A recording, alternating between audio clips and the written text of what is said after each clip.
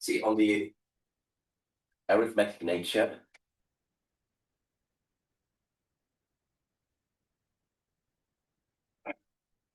of element in the number field, the F is always still a number field.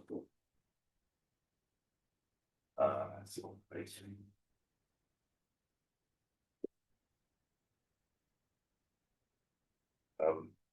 we looked at, so take your X, F, maybe that cross, and then you try to break it into pieces.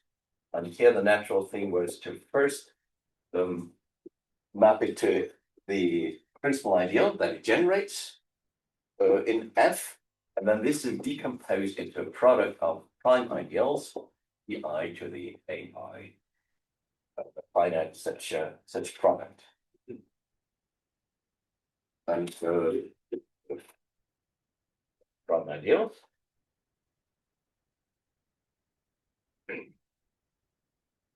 And this is unique. This decomposition is unique. Whereas if we were to decompose into the irreducible elements in F or in OF, that would not in general be unique. But then we said we lost something in the process. The information lost in the process.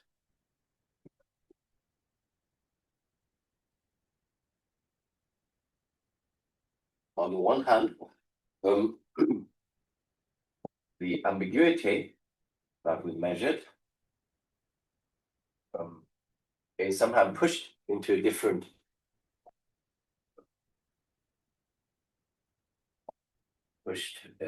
into what was called the ideal class group, short class group, which was essentially formed by the fractional ideals modulo principal fractional ideals. And the point was that this is a finite group. So we don't lose that much. On the other hand,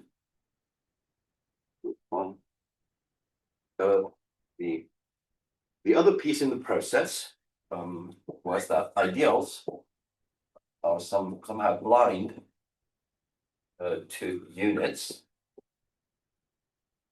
and therefore we somehow lose the information on the units. So can we somehow put it back together and OF cross?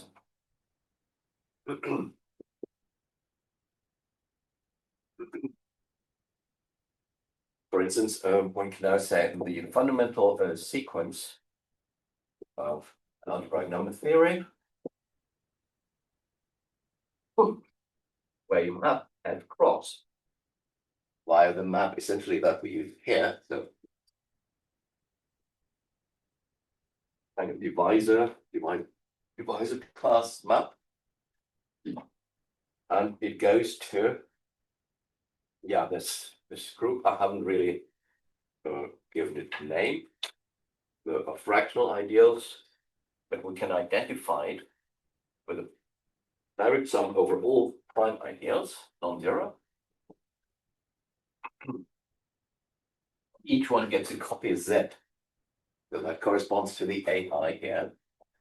They figure in Z. And then the co-kernel of this map is what we essentially here saw. The fractional idea of modulo principal bonds. So that has precisely the class group of OF as the co-kernel.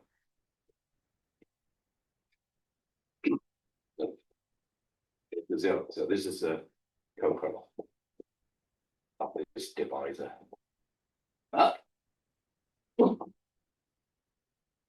And the kernel So want to have an exact sequence, or want to know what we lost or how things are related precisely, then we would like to also capture this one. Now, OF cross certainly lies in the kernel. But then we also saw that there's the torsion in here, so the roots of unity, right? These are roots of unity of 1 in F. These are not embedded in F cross really, so that doesn't really count. So that's maybe roughly the idea that we should have in mind. Okay. Now we will look for something similar in the higher case, so that should motivate the kind of decomposition there as well. But let me. The roots of unity don't map to 1 F star. Yeah, so we have to divide out both by torsion, sorry. Yeah. Okay. I think, yeah. Just keep things. But you could also just leave it. I could leave it and have the roots of unity here, and then maybe that's, yeah, you're right. What's better? Well, that works. Yeah. You could also just remove the torsion, right? Just units F star. That works. Yeah. Okay. Now.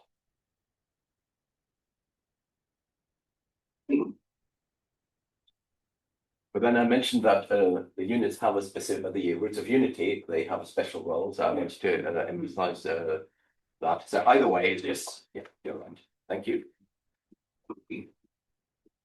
And a third one that I then indicated, we have something like a reasonably faithful,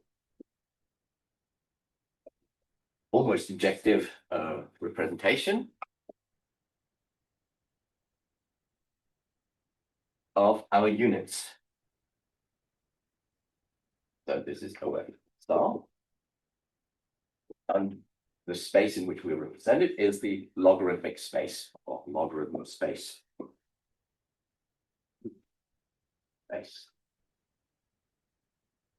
That was OF cross goes to R1 plus R2, but it lands.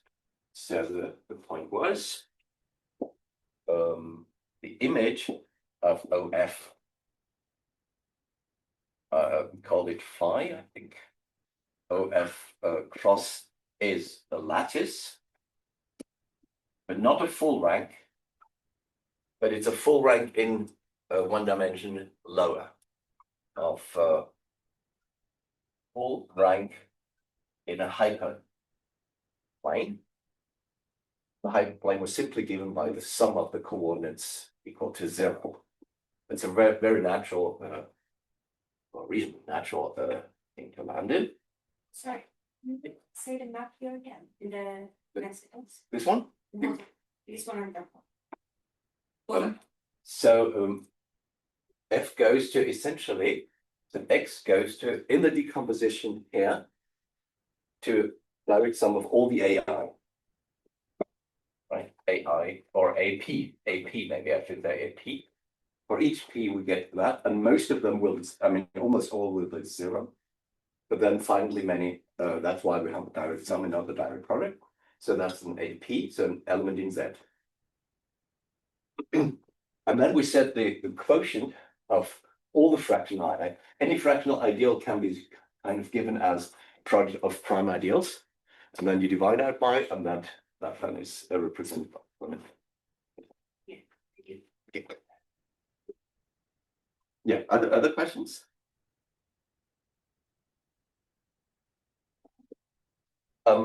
The image is a lattice, and the what was it? The kernel. I also said something about the kernel. Kernel of phi was those elements which had all their conjugates on the unit circle, and that was given by a theorem of Kronecker, all the roots of unity. The roots of unity of unity, I write it like this, inside of F or F cross or natural, because that has the rule structure. That was this one. And then I had a different notation from Big Bill, or was it? Well, For the regulator? you had for the regulator, you had, I think, Regs, Reg- F, I guess. sub F. Yeah. What about higher X? How would you call higher regulator? But they are. Perfect. You can put the exponent, you can put the number in the exponent. No, that looks like a square then. No. Okay, anyway, so I just wanted to tease them. Okay, it's just so that you know these are supposed to be the same. That's a co-volume of you also take the positive regulator always, right? So you Yes. yeah, okay. Then we agree. So there's no orientation of sorts if you have a basic one. Good. Then that co-volume of the image, of course. And so we should think of this as the size of the roots of the units. Seems strange, but when we look at so these zeta functions, we overcount kind of like infinitely many elements will occur many times. But if we batch them together, kind of that they're related by an element in the units, then maybe that gives you an idea why one should look at the size. Yeah, maybe that's not a very good way to formulate it. So let's give a quick example, say in rank 2. If we had somewhere in yeah. Okay. What's this big group? So almost injective. I think essentially it's almost injective, right? So it keeps almost everything. In that sense, it's faithful. Well, yeah, that's at least my understanding. Is there a better faithful explanation? I mean, it's true to the form of the original thing. It doesn't lose too much about the true form of the original thing, does it? No.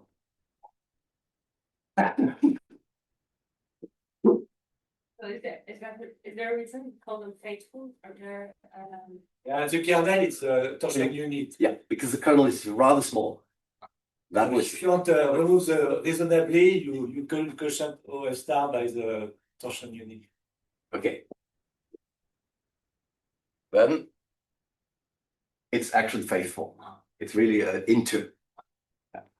That's a standard term reason. Yeah, I think the kernel is finite. I don't know what the right wording is, so I called it reasonably faithful, but sorry. So if we had rank 2, so some two generators of our two-dimensional lattice inside a three-dimensional one, kind of, then the natural thing that you want to look at is the area of that parallelogram. And again, if you have an n-dimensional or a one without two minus one-dimensional thing, then you have, of course, a determinant of that size, of which essentially gives you cobalt. And you also know that the volume of the fundamental mesh,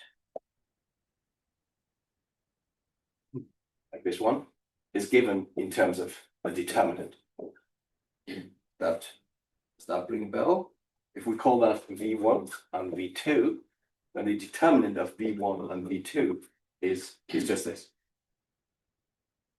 So that's very handy. So we can always say, okay, we have something like a determinant of, in our case, the V1 and V2 were logs of units at some embedding. So these were units.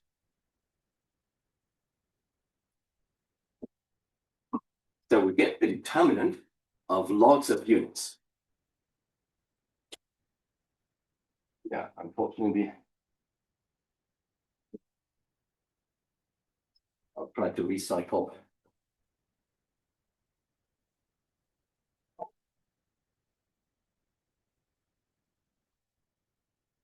And then the upshot was that if we put all those together and use also the connection to the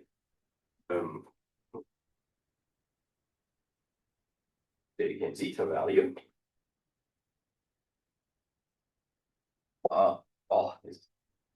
we call usually class number formula. So zeta f of s, the limit of this times s minus 1. When s goes to 1, this has a pole, so if we multiply with s minus 1, and then take the limit, and it's a simple pole, therefore we only take the first power as s minus 1, take the product, then this limit should be a finite real number, and it turns out to be 2 to the r1, 2 pi to the r2, then we have the discriminant of f, which I haven't really defined, but you know how to get this very easily. It's called dot disk. Then and this one is roots of unity. I think that's maybe the size of tu. Tu maybe Tu brackets 1. length. No, not the length. Tu brackets 1. Ah, so it gives you sort of the Size and then 1 generator. not the other way around. The size first? No. I think so. No, no. the size is last. No, the size is last. Size is last, right? I mean that. Yeah. They're not one. Okay. I think it is the first one. Oh, No, it depends. It is TU or TU. Yeah, TU is the torsion unit.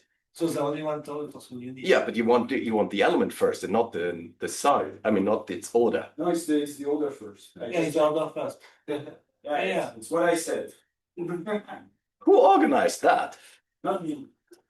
No, it, Okay. Anyway, just teasing, just. And then here we have the crucial ones. I mean, these are kind of decoration, of course. Well, not quite, but we said this is the size of the class group of OF times the size of OF cross, which we said it's the co-volume of the lattice generated by phi of OF cross. And let's put that W1F in the denominator here.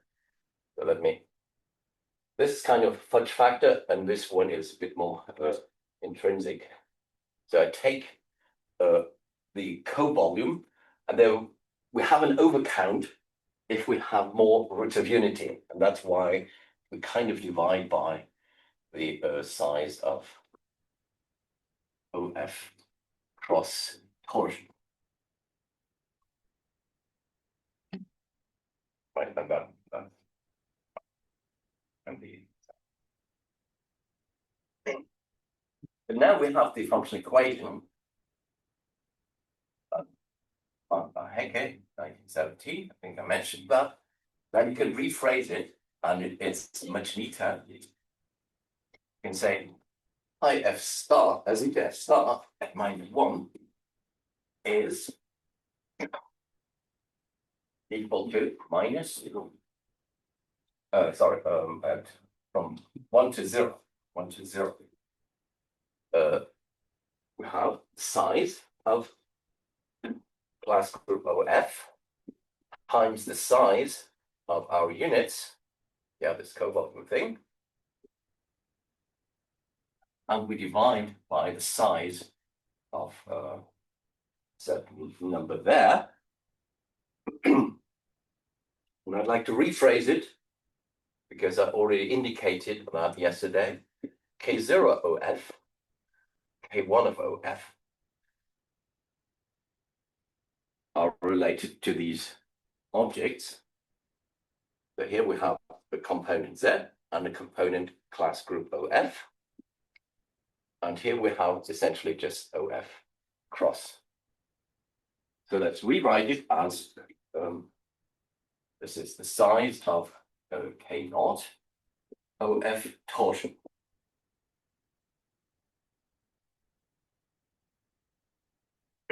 That somehow has to do with the -1 in the rank codimension 1 in that hyperplane from a hyperplane.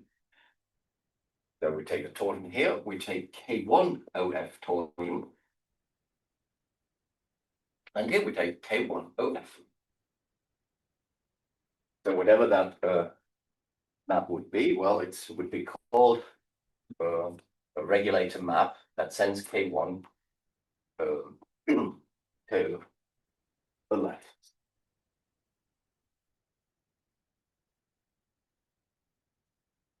We want to mimic that instead of at 0.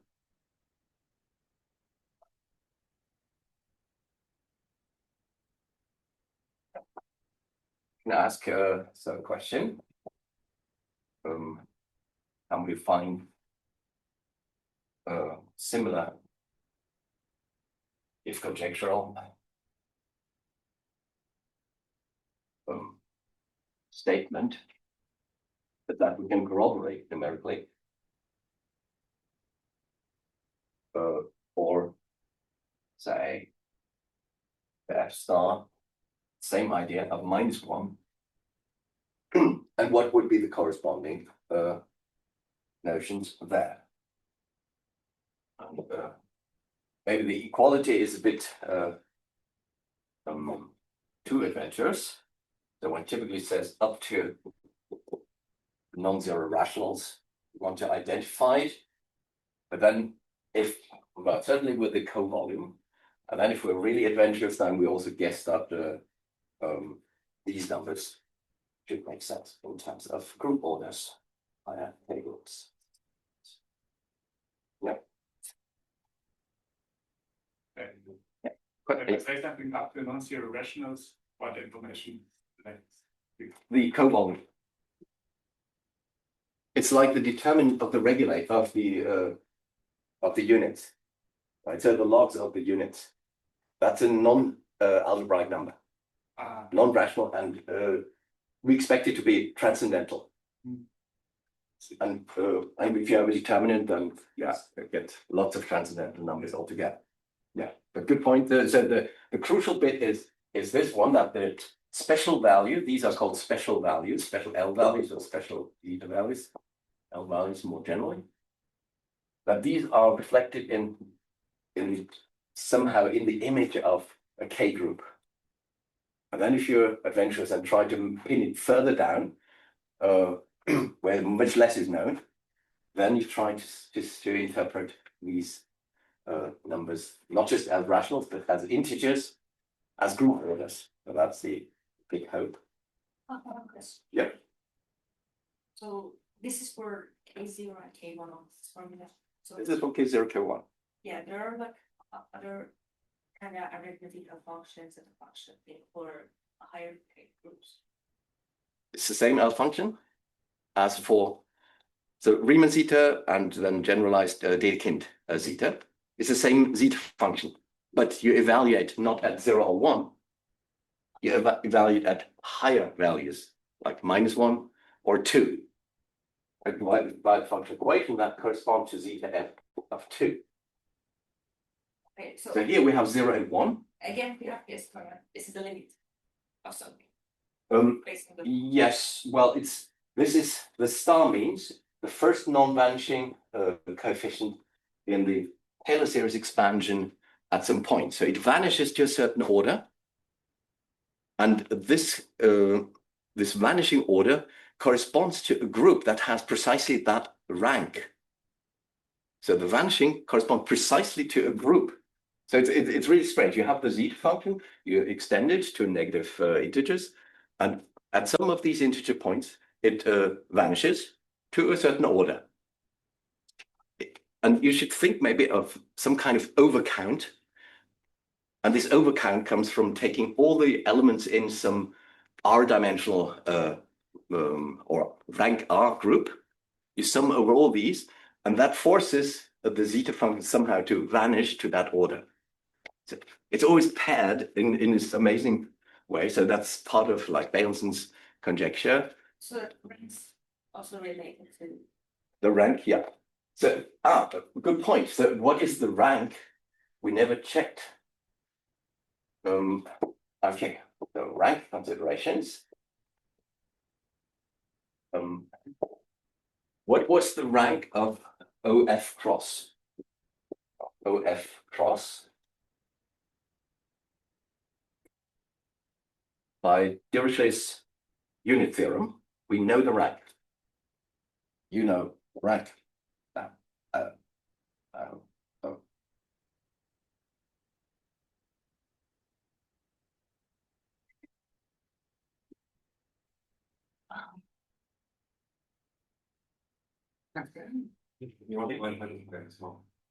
Well, yes, yes. All together? Right. Yes. -1. The findings. So R1 plus R2 minus 1, that's the rank. So our zeta function, this vanishes. So this is actually the limit of zeta f of s. Divide by s to the R1 plus R2 minus 1. And then this limit is finite. And so here we have already this, this feature that it vanishes to a certain order, R1 plus R2 minus 1. And then there's one group that precisely pops up and kind of compensates for that. And so the world is still sort of homogeneous if you put them both together. But at some point in time, there was a demon who just smashed the whole thing apart, and we are now trying to put them together again. Sorry, there's. All right. Okay. Other questions? Maybe less philosophical. Okay. So we're aiming for a similar feature, and we'll have the determinant again of higher logs.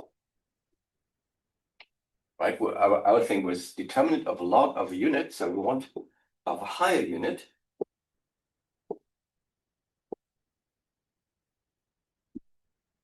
In a higher K group. So that's an element in a higher. That will be the aim for this lecture, and maybe the next one as well.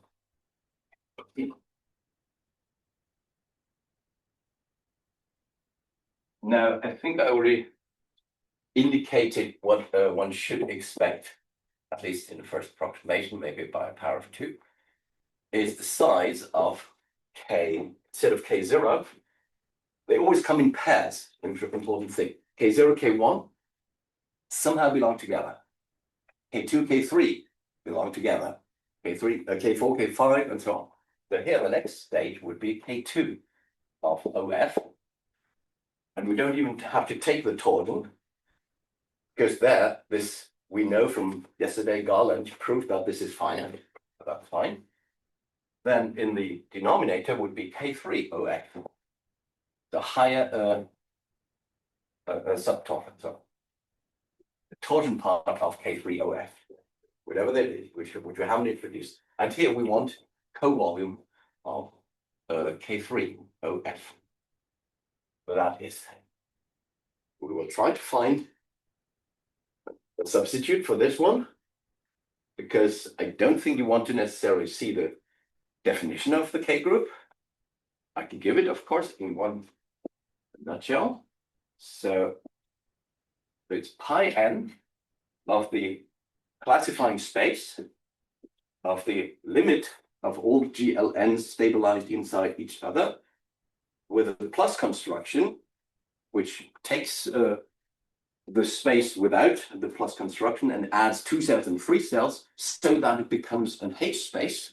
So we have a homotopy multiplication, and then of our group, for a ring R, our ring. Then this is like the nth K group. Now with this definition, please try to compute, let's say the first case, K n of Z. How hard can it get? Let's have a quiz. Does n quiz?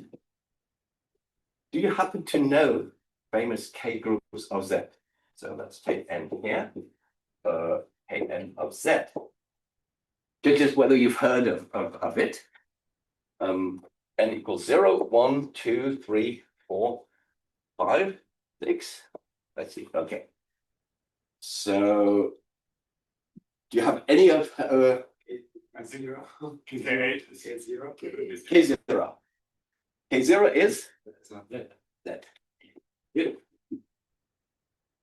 K1? K8.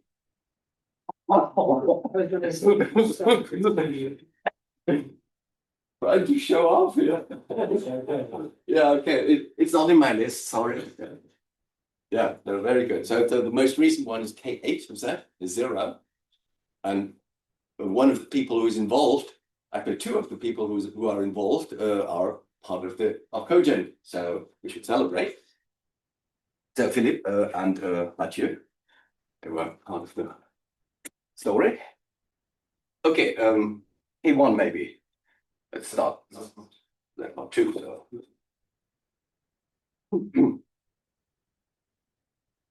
K2, that's already tricky. But let's just look for the size, maybe the size. So this is infinite. 2, the size of K2, I think I know one person who knows it. But I want to ask him the K3 instead. What, K3? K3, it's K3 of the 48, very good. Okay, I was not prepared. K4 was that? Zero. Very good. We expect in general K4n to be 0 for all n, but okay.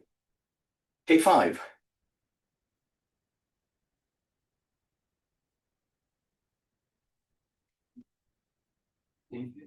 It's infinite, good. And it's actually isomorphic to Z again. Yes. 6.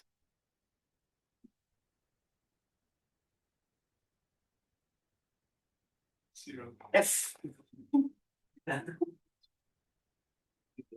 Here we have another 2. Okay, but just to get an impression of when this was found, that was early on. So K0, K1, that was fine. K2, maybe in the 60s. K3 was in 78. So Quillen found his definition for K theory in 70. But 48 was not known until 78, Lee and Sharma. And then 4, that was known in 2000 by a guy called John Robness. And then it took a few more years for 5. And I think with Philippe and with Souley, we gave K5 and K6. And K7 also, we could pin things down, but then K8 is very recent, just a few years ago. And maybe it's not in public. Yeah. Should these zeros be ones? Good point.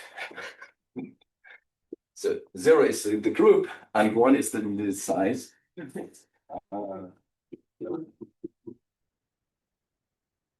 Okay, just to give you an impression how hard it can be already for the first case to get to find the K group.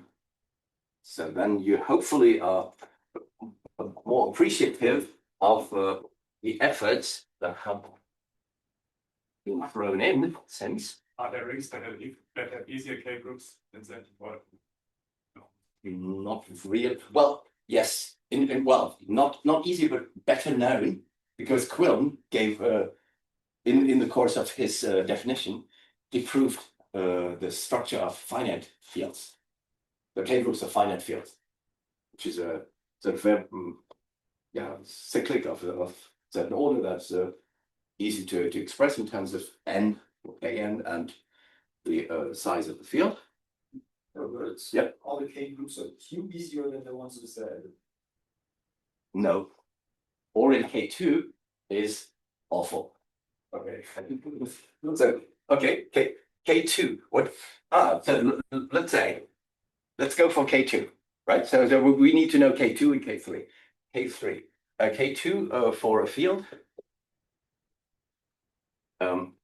was defined for a ring by Milner.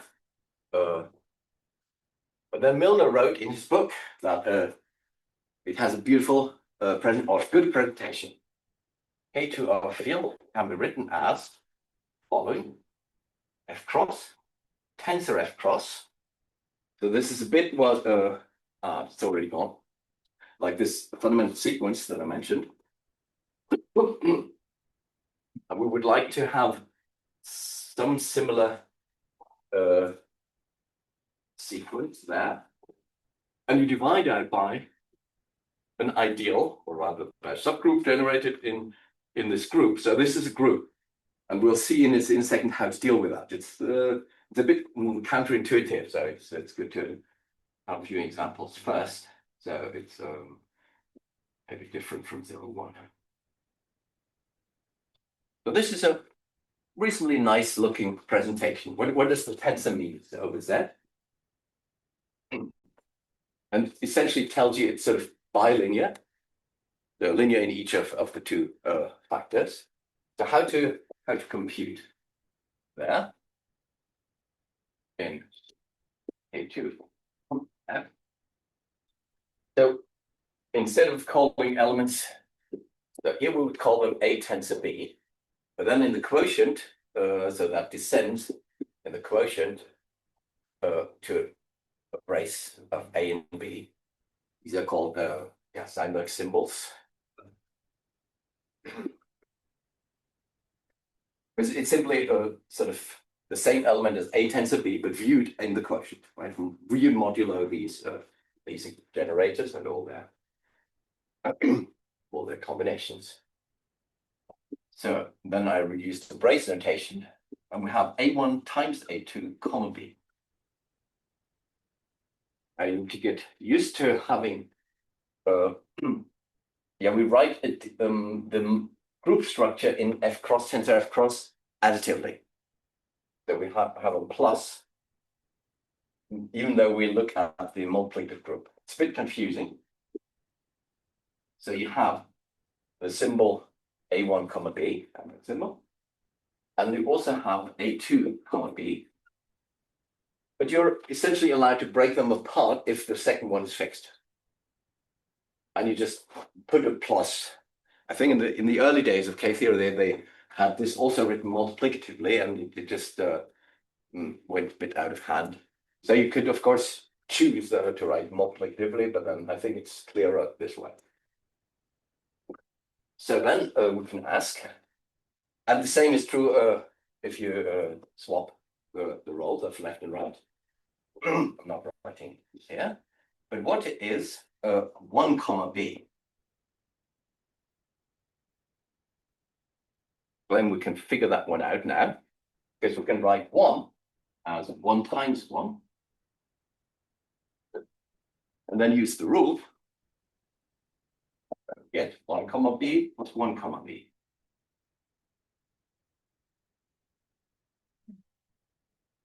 Right, so it's clear that 1 comma B has to be 0.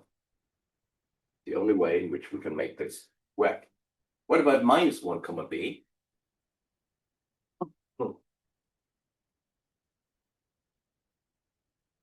Yeah, suppose we take the product of two or the sum of two of these. Fix the B on the right. Take the product. Ah, but hey, we know this is 0. So this is very good. Didn't fall into the trap. Yeah, so you could think, oh, it must be 0 because twice it is 0, but here actually we might have 2 times. So that's sort of the danger. Okay, and in general, in fact, if you take zeta n comma b, or an nth root of unity, right, you will know that it's n-toric. In general. So that is the very best. Oh, maybe you have to stop me. Ah, yeah, right.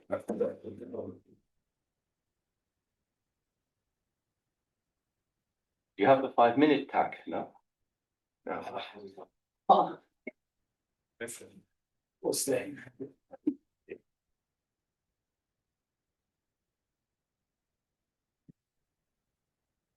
Okay, so this calculus is something we'll need. What else? What's that? And then maybe as an exercise, you can try the following: a comma minus a. It's trivial. Oops. So you may need to use some the relations and maybe a decent specialization, or maybe several, and combine them. And we have antisymmetry that equals minus b comma a. We almost swap, but at the expense of a sign.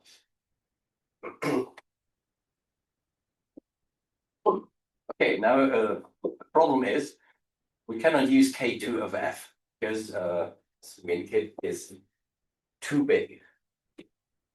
And just to give you an impression, K2 of Q turns out to be a Z02 component cross a product. So it's an infinite product of finite cyclic components. So it's Z mod P for P greater than 2 prime. It's Z mod P minus 1. So this is not something you really want to work with too often. But you get finite products if you take like rings of the ring of S is that very Good points, yes. So you're in absolutely right point. Yeah, so if we now take K2 of Z, which we said is has 2 elements, it turns out that K2 of Z is generated by -1 comma -1, a very harmless looking generator. But I haven't given you the definition of this yet. So this comes via what's called the tame symbol. Tame symbol. It takes K2 of a field and maps it, yeah, to a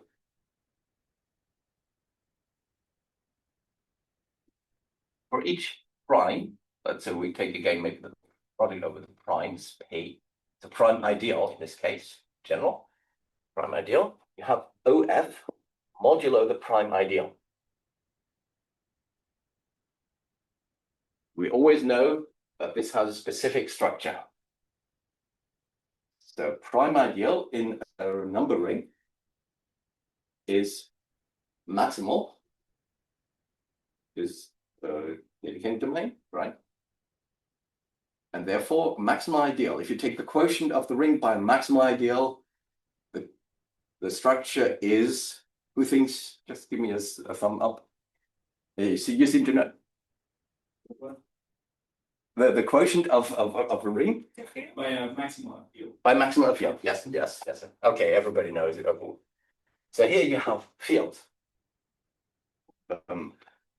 But you take K1. Oh, I didn't leave out product of K1 of that.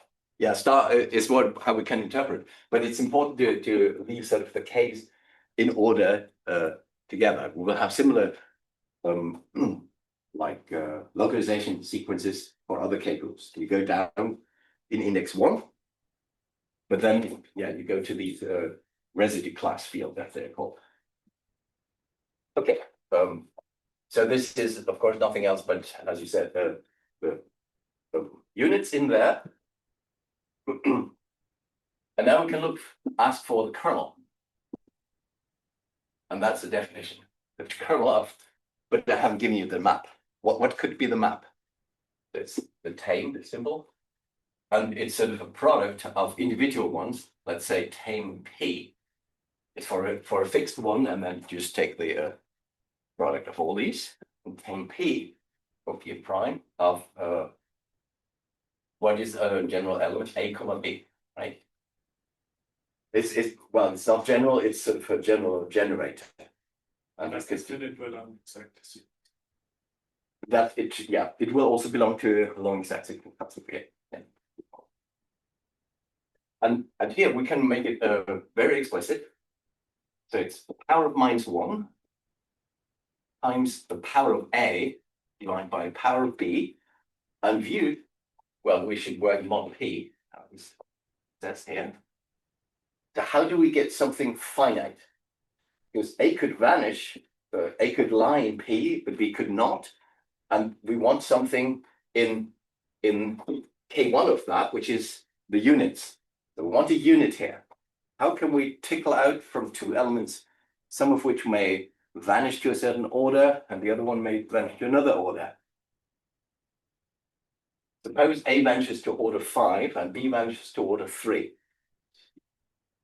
Then exactly, so reciprocally, A has to take the valuation, the p valuation of B, and here the p valuation of A. And they will have now the same valuation overall.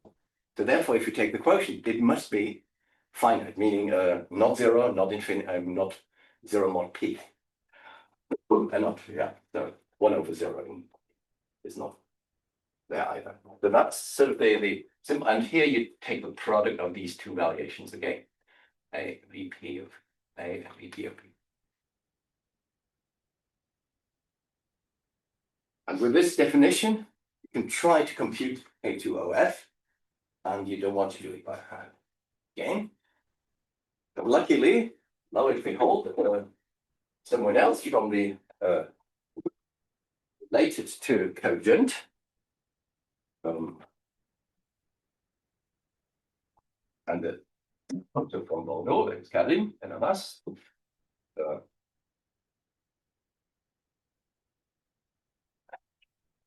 So there's a program on Karim's homepage. Us. And so I also had my hands game. So we have the paper where we produced and he implemented implementation of a program not yet included in Paris and maybe never. Well, that was more than 20 years ago. Yeah, yeah. Okay. Yeah, we took you out A program on his homepage, and he recently updated it because Rob, another member, asked for it. He had a student who was working on finding out a number of features potentially for the real quadratic case. Unfortunately, it works for small degree and small, works only if its degree is small and the discriminant is small. Otherwise, it's almost you just can't wait. In principle, it works, but it's just exponential, I think. So there are bounds that are reminiscent of in algebraic number theory, we have Minkowski bounds in order to compute the class group, and you have a similar thing.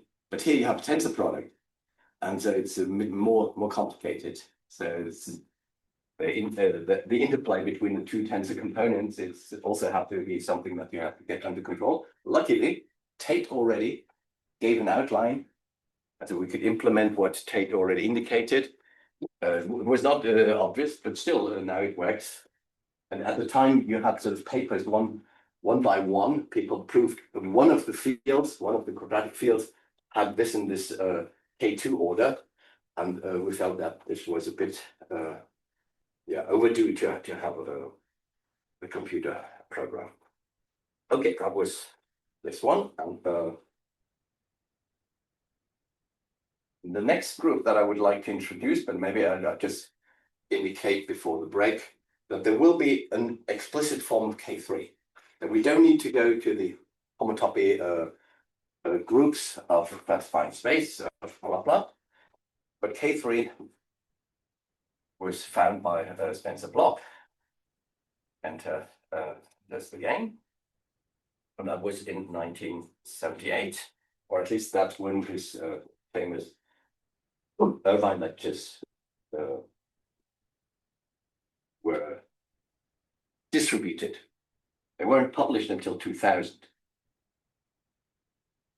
But they were already so famous, lecture notes, and they influenced someone called Bailenson to come up with even more outrageous conjectures. Vast and just amazing. But without Bloch, that wouldn't have happened. So he really had sort of the germ, because no one knew how to make K3 explicit somehow. And he came up with a construction, and maybe if I just indicate sort of construction. So it was a two-pronged approach. On the one hand, you need to construct of an avatar, an explicit, let me say, try more or less explicit word, but yeah, a really explicit version or avatar of the K3 group of field. But then we also need, in order to get the co-volume of a lattice, we need to embed that K3 group somehow in a nice vector space, in an R vector space. So how do we do that? For the original one, so for the original K3 of F, that was given by Borel by another abstract construction. So he could give an abstract regulator map, but no one could figure out how to really evaluate. And in the meantime, the only case that I'm aware of where people have tried to compute the Borel regulator in one case for K3 of a quadratic cyclotomic field, the Q -3, I mean, practically the simplest one. And it took them like a whole paper to get, I think, 2 digits, which were not even guaranteed to be the right one. So, and if you take the approach that I'm going to show you, you get sort of immediately an element in K3, and you get a number, and you get a function that evaluates it to arbitrary precision. So there is some virtue in that. So he also constructed of explicit function, and this goes under the name Loch-Wigner dilogarithm. And you already hear in the name that this has something higher logarithmic vibrating with it. So maybe this is a good point to have a break, and then I'll get to brass tacks with these explicit constructions after the coffee.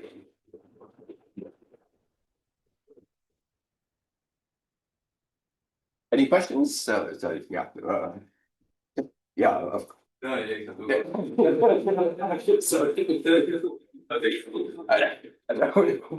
didn't want to point it out. No. Yeah. I heard something else, something like Miller K theory. And is it like in degree 2 is the same and then it becomes different in higher degree? That's right. And Miller K theory is rather simple to define, actually. Maybe I can do that after the break. So essentially, you replace this one by add a number of tensors on each side, but the relations are essentially the same. So if you have two slots that add up to 1, so where the entry add up to 1, that's supposed to be 0. And then, but you have many more slots than just 2. But the idea is pretty much the same. That was Milner's idea. You can define a whole Milner ring. And it's also a valuable thing. Some people would say, oh, it's just Milner, but it's a different story, but it also is part of the picture. And this is a cohomology theory. In cohomology, so if you know like higher Chow groups, that's that. So one has a notion of Chow groups, so cycles inside of space, and then you have higher Chow groups. So I think we learned about the mix. Okay, yeah. And then this will be Kn of Milner. So the higher Chow groups with a specific, usually you have Chow I, n, and if I equals n, so that it's the last one in a sequence, so you're getting the typical sequence, and then so the cohomology of in every single step is supposed to be a K group. But the last one is Milner K theory, or Milner K group. And the others are Quillen K groups, or rather Adams grid pieces of them. But you can be rather precise. And so Milner's thing has a clear picture. I mean, it has a clear place. So the final slot, final co-kernel thing, that is Milner.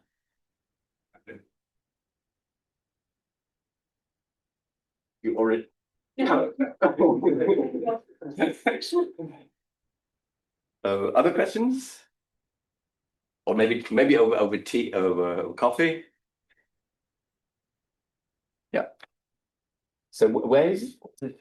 In this building or else again in the same room? Yeah, where we have. Everywhere. Yes. Yeah. Okay. Yeah. Okay. When we do that now? That's true. Yes.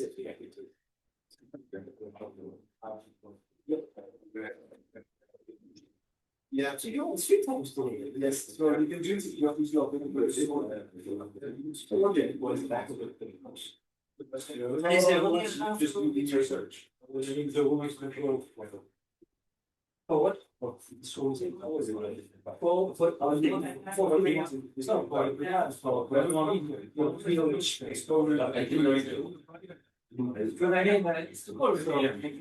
because I stay with those